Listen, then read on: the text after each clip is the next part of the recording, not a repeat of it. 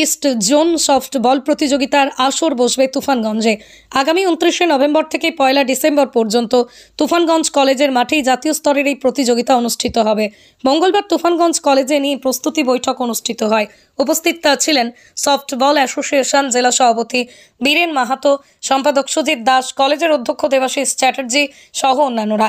দেবাশিসবাবু বলেন, এই প্রতিযোগিতায় পূর্ব ভারতের 7টি রাজ্যের মহিলা ও পুরুষ বিভাগ মিলিয়ে মোট 14টি দল অংশ নেবে।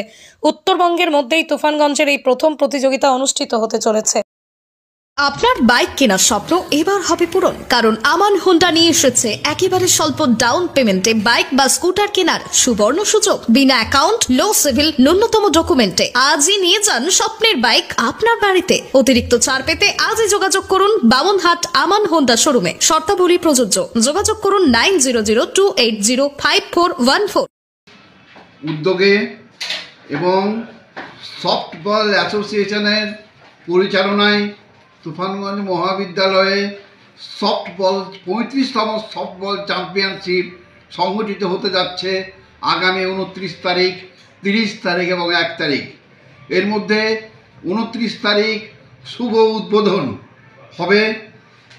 সেখানে বিভিন্ন বিশিষ্ট ব্যক্তিদেরকে আমন্ত্রণ জানানো হয়েছে, তারা আসবেন এবং তারা উদ্বোধন করবেন এই সফটবল টুর্নামেন্টে।